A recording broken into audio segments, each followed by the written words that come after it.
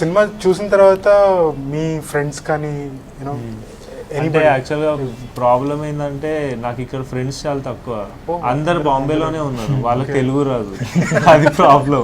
వాళ్ళేమో నువ్వు డబ్బింగ్ ఎప్పుడు చేస్తావురా బాబు నీ సినిమా చూడాలని అంటారు, లేదా సబ్ టైటిల్స్ అన్న పెట్టు మాకు ఏదో ఒకటి. సో మా ట్రైలర్కి నేను ఏం చేశానంటే నేనే సబ్ టైటిల్స్ పెట్టేశాను.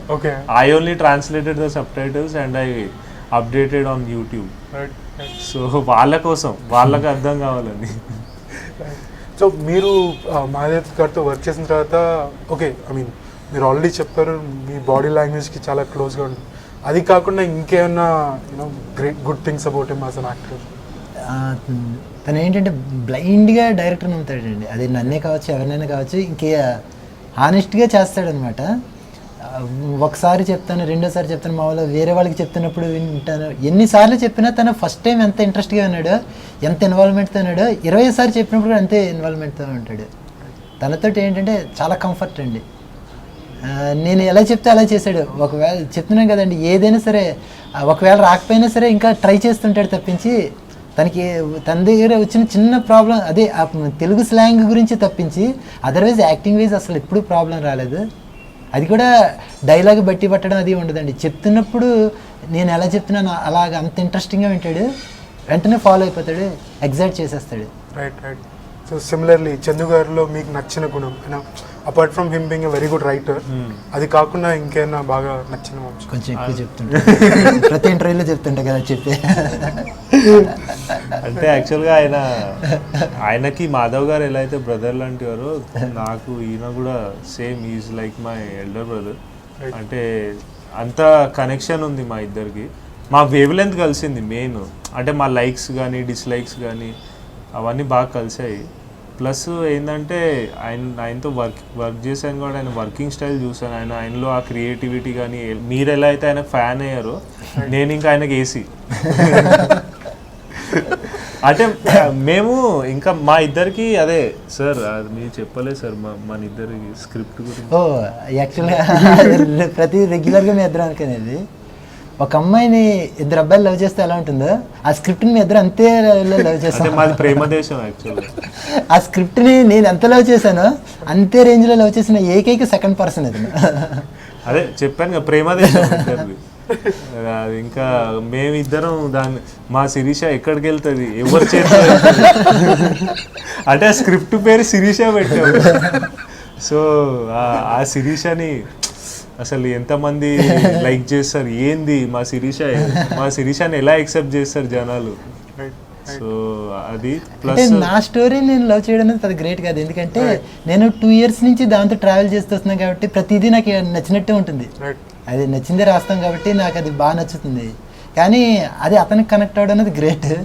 తర్వాత మేము ఎక్కడ వెళ్ళినా కూడా మా మూవీలో ఏదో ఒక డైలాగ్ ఆ సిచ్యువేషన్ లో కనెక్ట్ అవుతుంది. ఇప్పుడు మొన్నే తనకి డెంగ్యూ ఫీవర్ వచ్చింది, హాస్పిటల్లో ఉండి అందులో ఉన్న డైలాగ్ లాగా నేను ఆరెంజెస్ వెలుస్తుంటే వాళ్ళ గ్రాండ్ ఫాదర్ వచ్చారు, అప్పుడు ఇదే డైలాగ్ అంటాడు, ఖాళీగా చేతి రూపుకుంటే రాకుండా రేపు వచ్చినప్పుడు మిర్చి బజ్జీలు పట్టరా. నాకు నవ్వు వస్తుంది, నాకు తెలియదు కదా సినిమా విషయం. సో మేము ప్రతి సీన్లోనే మేము ఇలా కనెక్ట్ అయ్యి మాట్లాడుకుంటుంటాం, అవతల వాళ్ళకి అర్థం కాదు, స్క్రిప్ట్లో డైలాగ్లు ఎక్కువ మాట్లాడుకుంటాం. తర్వాత అదే చెప్పేస్తా అంటే ఇది జెన్యున్ గా నేను చెప్పేది ఏంటంటే ఆయనలో ఉన్న క్రియేటివిటీ. ఇదే చెప్తాను ఇంకా వేరేది కాదు. అంటే ఆయన రేంజ్ యాక్చువల్గా ఇక్కడ ఉండాల్సిందే కాదు, ఆయన మణిరత్నం రేంజ్. నిజంగా it's my heart felt my opinion, ఆయన ఇక్కడ రేంజ్ ఉండాల్సిందే కాదు, మణిరత్నం కాదు, ఇంకా దానికన్నా కూడా ఆయన దాటేస్తారు నా ఫీలింగ్ ఇది. ఎందుకంటే I want him to you know, he will be surely one of the top directors, but one of the greatest.